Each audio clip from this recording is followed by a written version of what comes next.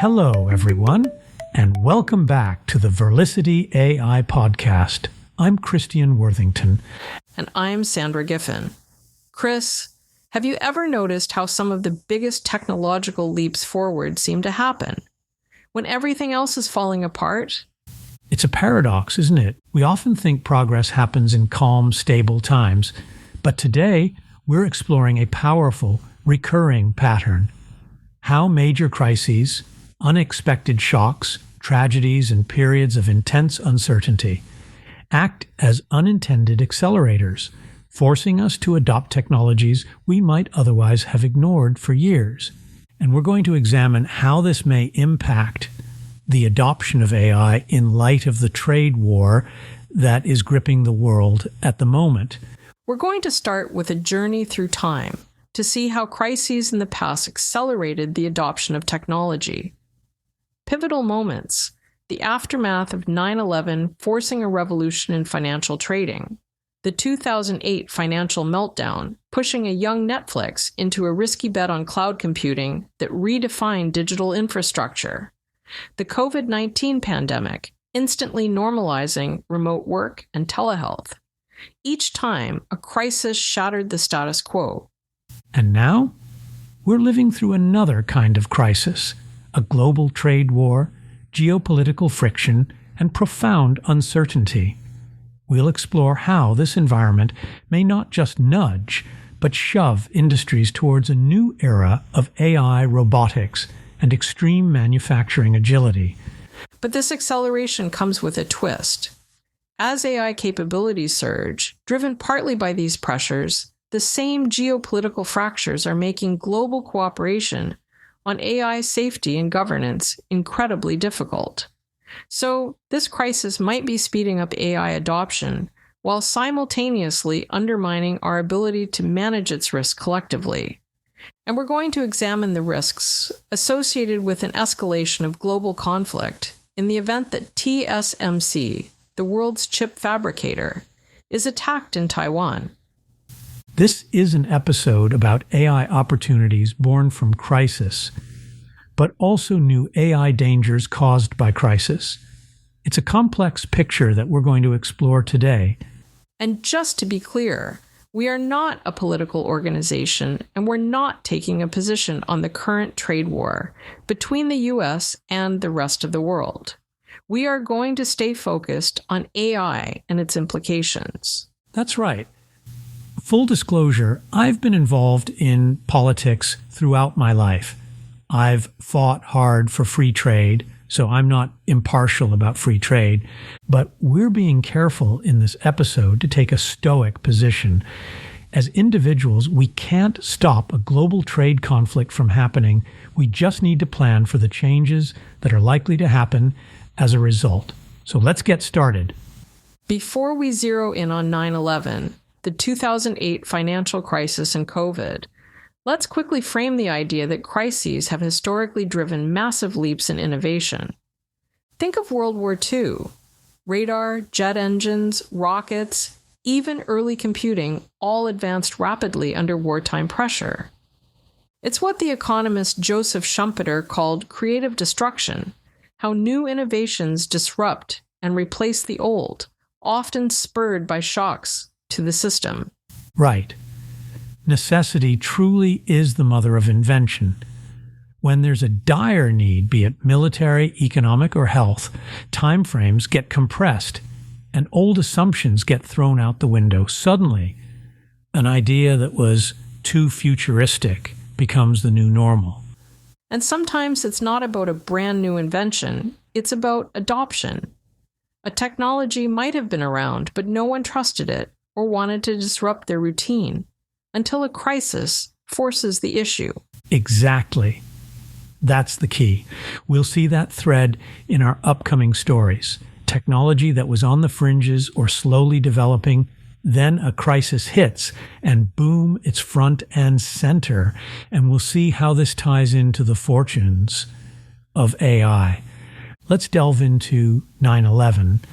Everyone knows it was an unimaginable tragedy, but it also had ripple effects in how one business operated.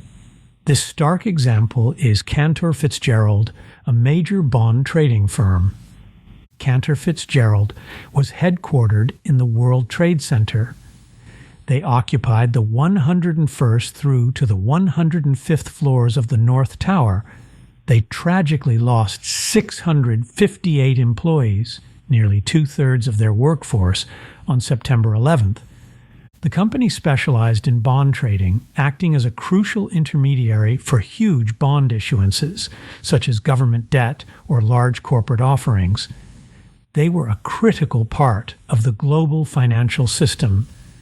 Imagine if you're a country that needs to borrow billions of dollars by issuing a bond. These are the folks you call. Before 9/11, almost all of their bond business was handled manually, with personal relationships and phone-based trades. It was a high-touch business with hundreds of years of tradition. Yes, Cantor Fitzgerald was famous for a human touch approach. Big bond deals happened through personal networks, traders calling each other, managing complicated deals by phone. That was a trusted system for years.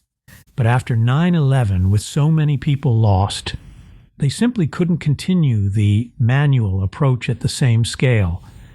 They had lost an unimaginable depth of knowledge and relationships. It's hard to imagine another industry that changed so abruptly. Cantor Fitzgerald had backups in New Jersey and London, but backups alone were not going to be enough to deal with the phenomenal loss of talent and knowledge. But fortunately, they had the foresight to be working on an electronic trading system called eSpeed. The system had been under development, but e-trading of bonds was a very new concept in 2001. It hadn't really caught on. Industry insiders were skeptical. Could you trust big, delicate bond issuances to an online system? I know that sounds odd today because we trust online systems to do almost everything.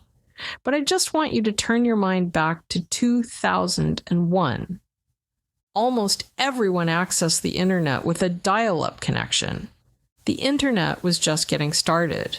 Almost none of the services you use today existed. Facebook was still 3 years away. YouTube wouldn't start for another 4 years. Most of the people in the world didn't have an email address. E-trading government bonds was like something out of science fiction. But in the aftermath of 9/11, Cantor Fitzgerald had no choice but to move quickly. Electronic trading was the only way to keep going.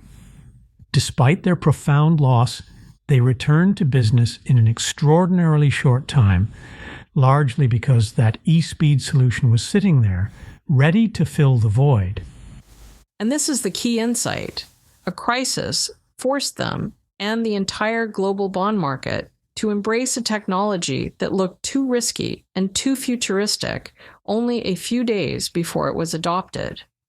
Out of sheer necessity, manual processes gave way to an electronic system that ended up redefining bond trading. It's incredible how tragedy can accelerate technology adoption. And it's a reminder, sometimes the future arrives not because we want it, but because we have no choice.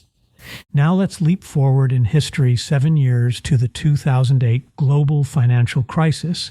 While that crisis was primarily economic, it also created immense pressure on businesses to cut costs and operate more efficiently, which surprisingly pushed some towards bold technological bets. That's right. And a prime example is Netflix. We think of them as a digital giant now, but back in 2008, they were still heavily reliant on their DVD by mail service and just beginning to explore streaming. Crucially, all their technology ran on their own expensive physical data centers.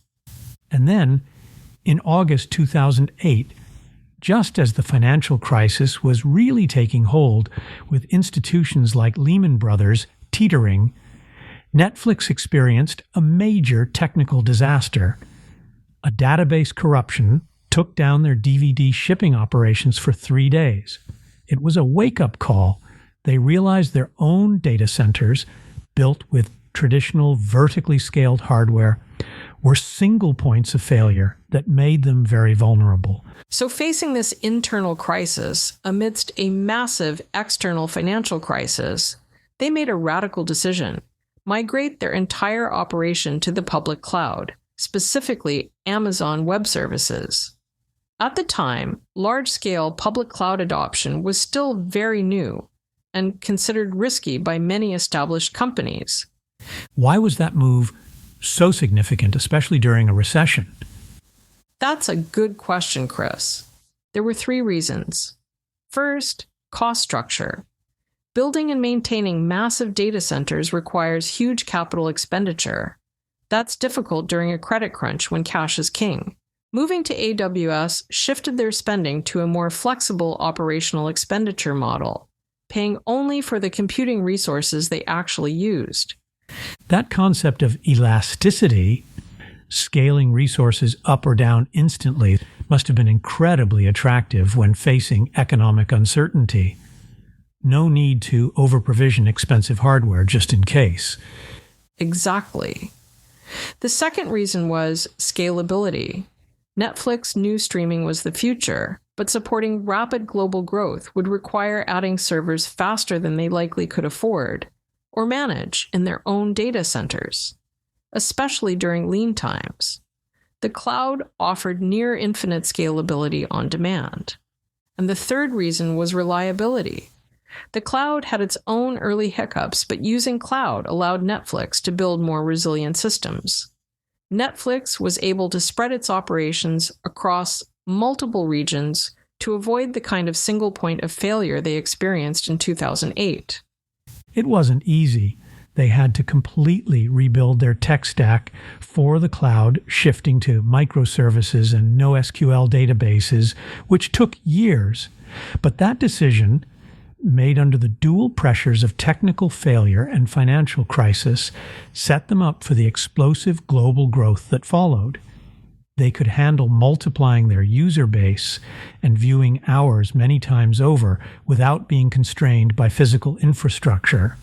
So, the 2008 crisis, while devastating financially, acted as a powerful catalyst for adopting cloud computing.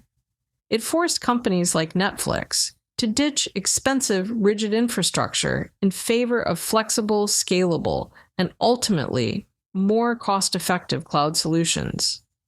This was another perfect example of crisis forcing the adoption of technology that was available but not yet fully trusted or embraced. Now, let's jump forward. 12 years to 2020, COVID-19. This was a crisis on a much larger scale. It was a global catastrophe that disrupted nearly every aspect of life. Pre-pandemic, some of us used video conferencing, but it wasn't the norm for, say, grade schoolers or your local doctor's office. Suddenly, Zoom became a household name. Remote work exploded. Even telehealth soared because people couldn't visit clinics in person. Many companies had considered remote work but were hesitant. How do we ensure productivity? Will the culture suffer? Then the pandemic forced everyone to pivot basically overnight. And guess what? The tools, Zoom, Google Meet, Microsoft Teams, Slack, were already there. They just weren't being used at scale. That's the recurring theme. A crisis removes the status quo bias. We stop saying, we can't do it this way, and start asking, how fast can we do it this way? The result? Technology adoption soared. Even schools, notoriously slow to change, quickly deployed online classrooms almost instantly. It was messy, definitely not perfect. But within weeks, teachers worldwide were streaming classes from home. If you'd asked them a year before, many would have said it was impossible, or they lacked the training. But necessity is a powerful motivator. So, from Cantor Fitzgerald to Zoom doctor's appointments, companies moving to cloud computing and online learning, we see two big lessons. Existing but underused technology leaps to the forefront when old methods break down.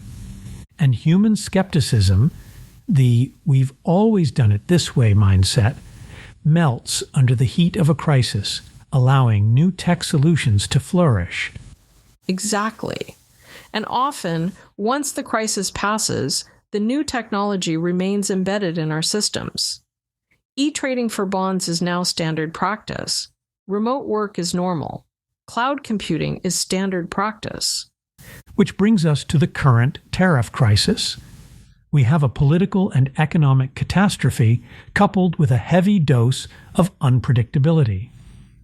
Trade wars, shifting alliances, arbitrary on and off tariffs, supply chain issues.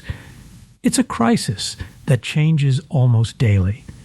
And just like 9/11 forced e-trading, this broad, messy crisis could accelerate AI adoption, especially in manufacturing and supply chains. So what do we mean by a trade crisis? We're seeing tariffs, geopolitical tensions, and a general push for decoupling between certain major economies. But it's not just the existence of these barriers, it's the uncertainty. Policies can change rapidly, sometimes seemingly on a whim, making long-term planning incredibly difficult for businesses reliant on stable global supply chains. Exactly. It's one thing to adapt to a new stable tariff level. It's entirely different when you don't know if the tariff will be 10% tomorrow, 50% next month, or gone by next year. That unpredictability becomes a massive risk factor. A manufacturer might think, let's relocate to where we sell our goods. But what if the rules change again? Stability is no longer guaranteed. This constant flux forces companies to prioritize not just resilience, but extreme agility, the ability to pivot production and sourcing almost instantaneously. And that's where automation and AI become not just cost savers, but strategic necessities for navigating uncertainty. Right. For instance, a manufacturer that used to say, we'll build everything in one country because it's cheapest there, might now say, that country's future is uncertain. We need a more flexible approach. Some might think, let's relocate to where we sell our goods. But labor or regulation might not be ideal. So what's the solution? Automation and AI.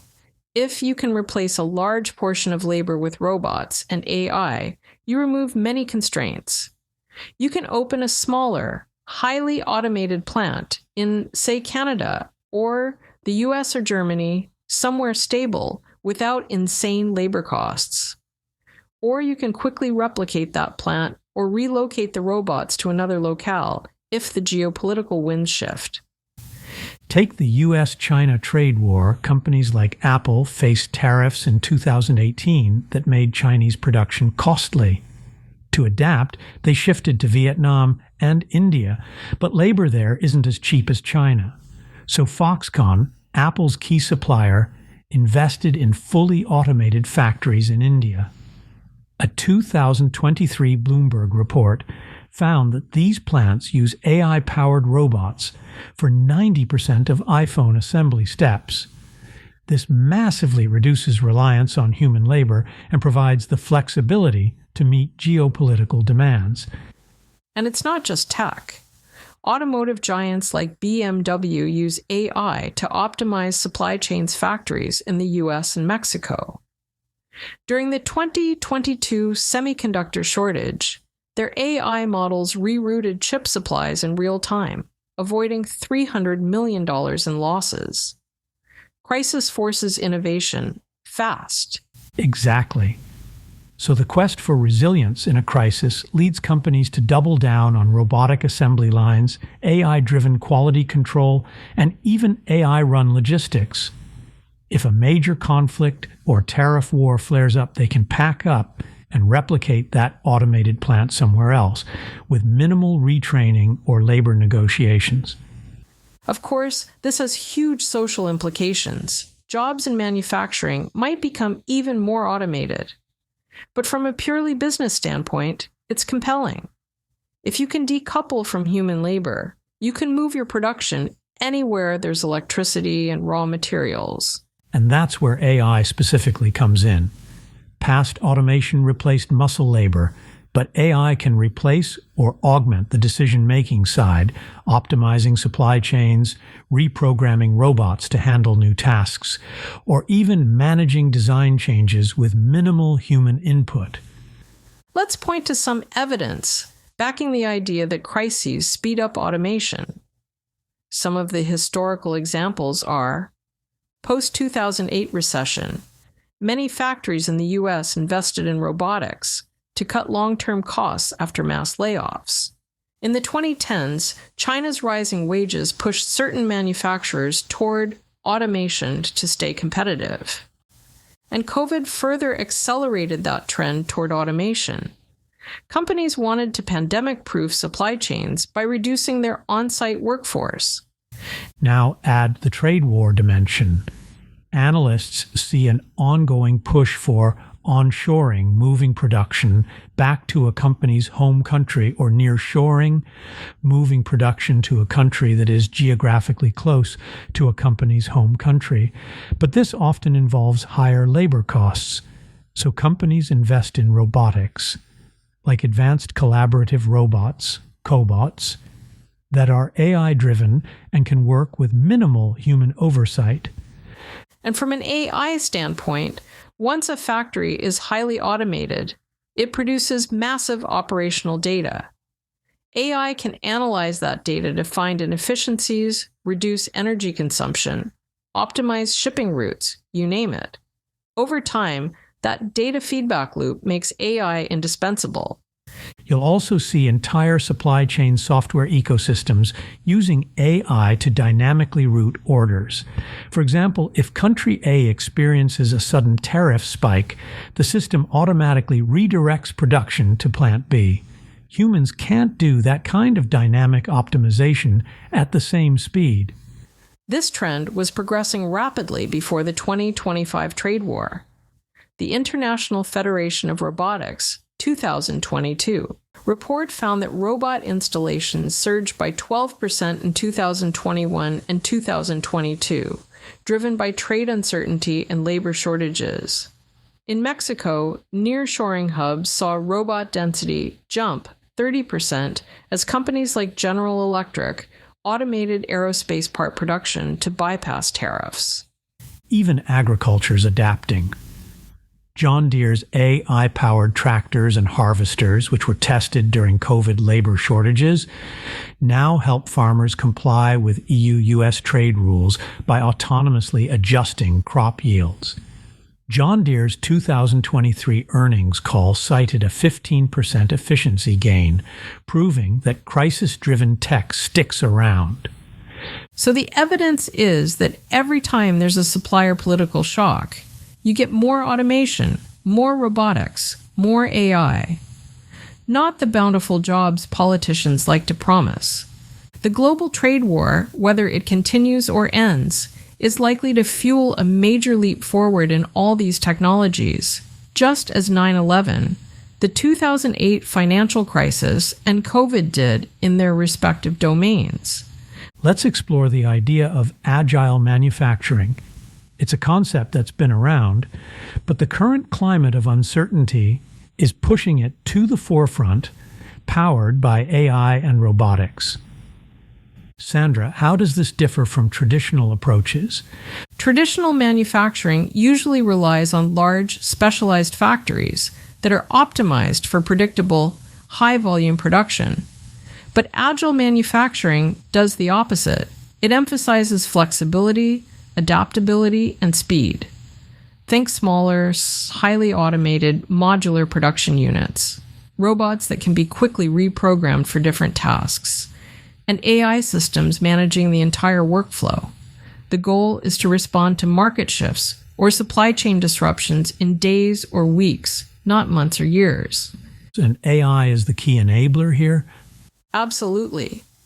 AI algorithms can analyze vast amounts of data in real time, monitoring potential disruptions, assessing geopolitical risk, vetting alternative suppliers instantly if a tariff hits, recalculating optimal shipping routes on the fly, even adjusting pricing dynamically based on new costs. In fact, companies are using AI-driven scenario planning, where they run millions of what-ifs to model the impact of potential policy changes before they happen. It allows them to shift from being reactive victims of uncertainty to proactively adapting. It's fascinating to contrast this with historical trade crises. For example, the Smoot-Hawley tariffs in the 1930s made the Great Depression worse. Back then, when retaliatory tariffs hit, businesses had few options. Global trade infrastructure was rudimentary compared to today. No container shipping, no air freight, no instant global communication, no robots, and definitely no AI. Trade plummeted by 2/3. Precisely. Back then, the global economy was far less interconnected or automated, and the tools to adapt were virtually non-existent. Today, while interconnectedness means shocks can propagate faster and further, we also have an incredible technological toolkit: AI, advanced robotics, hyper-efficient global logistics. This raises a provocative question. Could this new level of AI-driven agility actually undermine the intended effects of tariffs? So does this mean that manufacturing can become so flexible and geographically dispersed, almost fluid, that it effectively flows around regulatory barriers? If a company can rapidly shift production from country A to country B, or reconfigure a robotic assembly line overnight using AI, does a tariff imposed by country A lose some of its bite? It's a real possibility. The goal of much trade policy is to influence where things are made and to create employment. But if AI and robotics make the ware increasingly flexible and less dependent on traditional labor pools, policymakers might find it harder to exert control and to create jobs in their own jurisdiction. It could lead to a cat-and-mouse game between regulators and highly adaptable AI-managed production networks. This agility becomes a form of competitive advantage in navigating policy storms. Obviously, agile manufacturing won't solve the problem for some complex goods, but it will certainly be a factor for less complex goods like t-shirts and small appliances. So, is this good news or bad news? For companies, it might be an agile advantage. For workers, it could mean fewer traditional manufacturing jobs.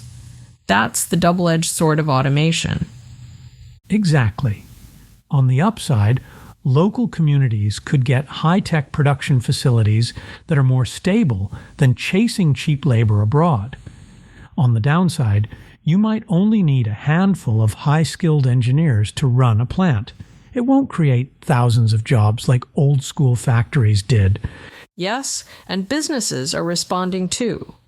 While jobs shift, companies like Siemens are launching reskilling programs. Their Advanced Manufacturing Academy in Kentucky trains workers to manage AI systems, a response to US-EU trade tensions pushing automation. It's a model other companies might adopt to balance efficiency and employment. Governments are stepping in too. The EU's 2030 Digital Compass Plan allocates 10 billion euros to AI and robotics R&D, aiming for crisis-proof supply chains. Meanwhile, the U.S. CHIPS Act funds automated semiconductor plants, reducing reliance on Asian factories' post-trade disputes. To be clear, this won't provide the kind of jobs that used to exist. It will provide a small number of jobs for highly skilled workers. And these jobs won't necessarily be created in the industrial heartland, where the political movement that gave rise to the call for tariffs began. It's unlikely to help the very people it was intended to support. Voters who thought they were going to get back their old jobs may soon find the only jobs available are ones they aren't qualified to do. And this might lead to more political tension or calls for universal basic income, reskilling programs, or other responses to a workforce that's partially displaced by robots and AI. But it's important that we don't bury our heads in the sand. The truth is that the trade crisis will push companies to do whatever it takes to remain viable. Unfortunately, this probably won't end well for workers. Which means AI-based automation is about to jump ahead, perhaps faster than we realize. In a decade, we may look back and see that the 2025 trade war was the pivot point for a wave of AI-assisted robotic manufacturing. Just as 9/11 was for e-trading bonds, the financial crisis was for cloud services and COVID for remote everything. Let's make some predictions about the future. If trade tensions and uncertainty remain or intensify, we might see modular, AI-run plug-and-play factories that can be quickly set up, reconfigured, or even moved between regions to navigate tariffs or disruptions. Increased local, highly automated production in critical sectors, driven not just by cost, but by the need for predictable access that is immune to sudden border closures or policy shifts. AI-driven design tools automatically adapting products not just to local regulations, but to available materials or components if a preferred supply line is disrupted. AI orchestrating entire supply chains, performing real-time risk assessment, and automatically rerouting goods or triggering contingency plans based on predicted tariff changes or geopolitical events. This AI-enabled agility fundamentally changes the calculus.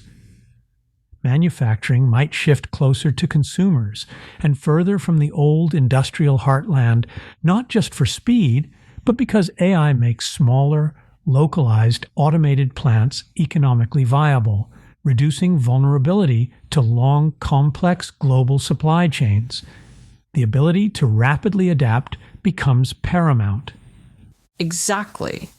We might see a future where national economic strength is measured less by fixed industrial bases and more by the agility of its AI-powered manufacturing ecosystem. The race might be less about building factories and more about developing the AI and robotic systems that allow production to flow wherever conditions are most favorable, circumventing bottlenecks, be they physical or political. Imagine modular pop-up factories. Amazon's Project Kuiper already uses AI to deploy satellite production units globally. If India hikes tariffs, move the module to Brazil overnight. McKinsey's 2023 report calls this plug-and-play manufacturing a $1 trillion opportunity by 2030.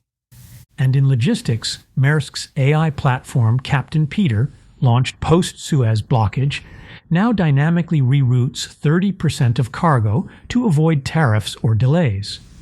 During the 2023 Canadian port strikes, it saved clients $2 billion in fees. Crisis isn't just driving adoption, it's refining AI's precision. And the political side. Countries might take pride in having an AI manufacturing base, just like they used to be proud of their heavy industry. We could see a race to invest in AI labs and robotics R&D. Absolutely. All these transformations become plausible, or even inevitable, when a crisis changes the cost-benefit analysis of adopting new tech. Sandra, we've talked extensively about how crises accelerate AI adoption and change how and where things are made. But there's another layer to this current geopolitical tension: its impact on AI safety and governance. That's a crucial point, Chris. As AI becomes more powerful, especially with frontier models, there's been a growing chorus of voices. From AI researchers and ethicists to international bodies like the UN and G7, calling for global cooperation on safety standards and regulations. The idea is that the risks are potentially global, so the safeguards need to be too. We saw efforts like the UK's AI Safety Summit trying to kickstart this.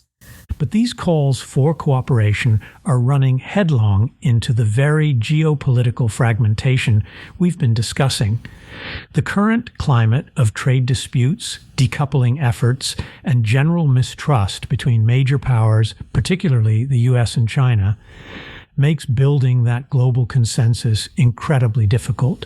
Exactly. While the need for collaboration on safety is clear, the political will or ability to achieve it is strained. You have different blocs potentially developing AI under different ethical guidelines and safety protocols. AI governance itself is becoming a geopolitical tool tied to national security and economic dominance. Let's focus on China, a major player in AI development. They've expressed ambition to lead in global AI governance and have participated in international safety summits. High-level officials have publicly called for international cooperation, warning against an unrestrained AI race, and emphasizing inclusivity. That's true, and they recently established a National AI Safety Institute, CNAISDA, which seems designed to engage with international efforts.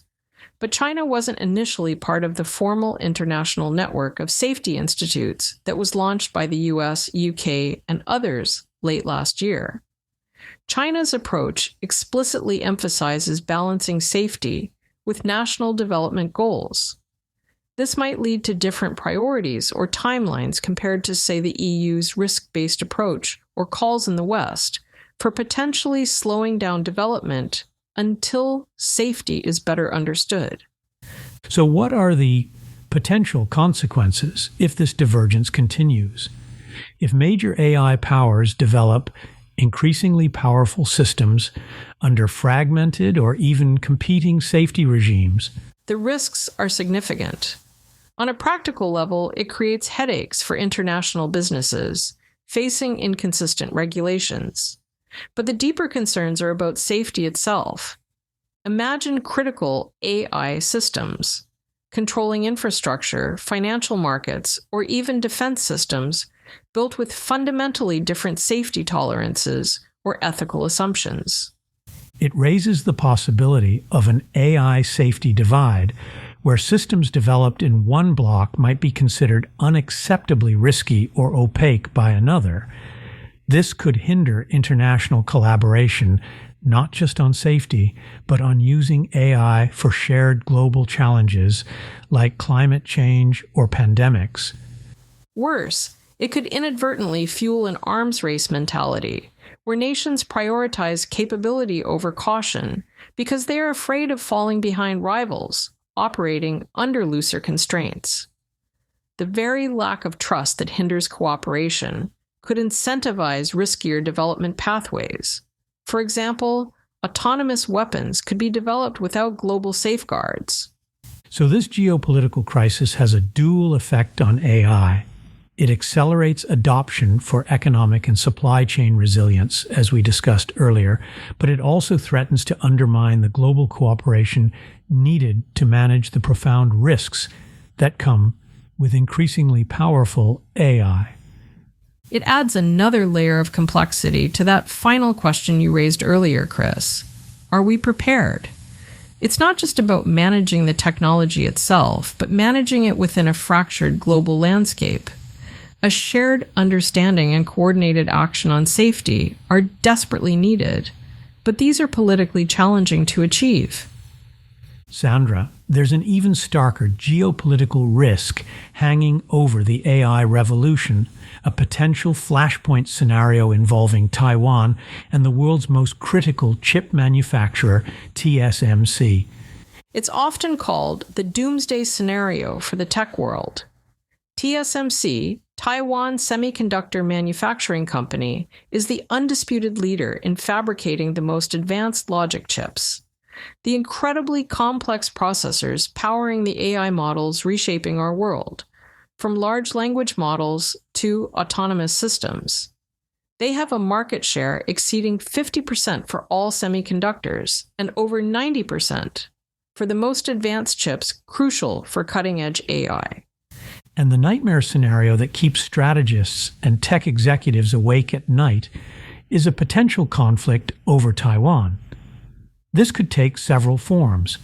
A direct military assault by China aiming to control the island, or even a nonviolent blockade designed to isolate Taiwan economically and politically.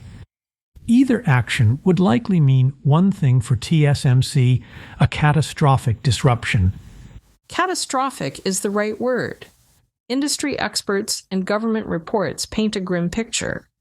If TSMC's foundries are damaged or destroyed in an attack, the global supply of advanced chips would evaporate almost overnight. Even a blockade that shuts down operations and shipping would be devastating. We're not talking about a minor shortage like the one experienced during COVID. We're talking about the potential elimination of the primary source for the most vital components driving the entire AI revolution. What would that actually mean for AI development? It could mean a sudden, grinding halt, what you called a very long pause. The advanced chips TSMC produces are irreplaceable in the short to medium term. While countries like the US, EU, Japan, and even China are racing to build domestic chip manufacturing capabilities, replicating TSMC's scale and cutting-edge process technology takes many years and hundreds of billions of dollars. For example, Intel's new chip manufacturing facilities in Arizona are projected to cost $40 billion and won't reach TSMC's current level until late decade. No one else currently has the capacity to fill that void for the highest-end AI chips. So, the AI boom we're currently experiencing, fueled by ever more powerful models requiring vast computing power, could hit a brick wall. Progress wouldn't just slow down, it might stall entirely for years while the world scrambles to rebuild that capacity elsewhere, assuming that's even possible amidst heightened global conflict. Precisely, it connects directly back to the trade war theme. The very geopolitical tensions and strategic competition driving some aspects of AI acceleration also create the conditions for this ultimate choke point risk.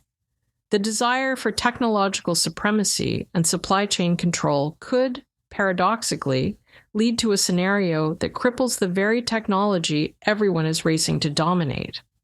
It highlights the extreme fragility underlying this technological revolution. So much depends on a single company, located in one of the world's most sensitive geopolitical hotspots. It adds a terrifying physical dimension to the risks we've discussed. Beyond governance fragmentation, there's the potential for the physical engine of AI progress to be shut down. Clearly, initiatives like the CHIPS Act, which was designed to shift production to the US, could have an impact. But these policies take years to produce results. Yes, but in keeping with the theme of this podcast, a war would create a crisis that could accelerate these initiatives. Throughout history, countries have moved technological mountains in times of warfare. So it's possible, though obviously not desirable, that a conflict in Taiwan could accelerate the diversification of the supply chain of the world's chip fabrication industry. It forces us to consider whether the current AI trajectory is truly sustainable under the shadow of such concentrated geopolitical risk. The crisis and opportunity dynamic we've explored takes on a much darker potential meaning here. So, Sandra, we've traced a clear pattern. Major crises from 9/11 to the 2008 financial meltdown and COVID consistently force the adoption of technologies that might otherwise have lingered on the sidelines. And today's environment of trade friction and geopolitical uncertainty is no different. It's pushing industries hard towards AI and robotics, not just for efficiency, but for the critical need for agility in an unpredictable world. But this acceleration comes with a sharp, double-edged sword. We're facing a profound duality. On one side, crisis is driving AI innovation and adoption, potentially leading to more resilient, adaptable manufacturing and supply chains. Yet, on the other side, the very same tensions are creating two significant risks. fractured safety governance. The geopolitical friction is making vital global cooperation on AI safety incredibly difficult. This could lead to divergent standards and an unsafe development race. Supply chain fragility. The immense reliance on concentrated manufacturing hubs, like TSMC in Taiwan for advanced AI chips, creates a critical vulnerability. A conflict or blockade there could trigger a catastrophic halt to AI progress, a forced AI winter. It forces us to ask a stark question. Are we prepared? Prepared for the societal shifts and also for the risks of fragmented safety and the potential collapse of the physical supply chain of microchips underpinning AI. The path forward requires a difficult balance. We need to foster innovation and agility, absolutely. But we must also urgently address the need for global dialogue on safety standards and tackle the dangerous concentration in our critical technology supply chains. Ignoring these intertwined risks is perilous. This episode highlights how crisis acts as a powerful engine for change. The current turbulence is undeniably accelerating AI, but the shadows of governance gaps and supply chain vulnerability are impossible to ignore. If you found this valuable, please subscribe to Verlicity AI, share this episode, and review the podcast. These conversations matter, and the more voices involved, the better we can navigate the future together. We hope this exploration gave you context for the rapid changes unfolding. How do you see AI shaping up in this tense global climate? Does the promise of agility outweigh the risks of divergent safety standards and fragile supply lines? We'd love to hear your thoughts. Reach out to us at verlicity.ai. Until next time, I'm Cristian Worthington. And I'm Sandra Giffin. Stay curious, stay agile, and we'll see you soon on the Verlicity AI podcast.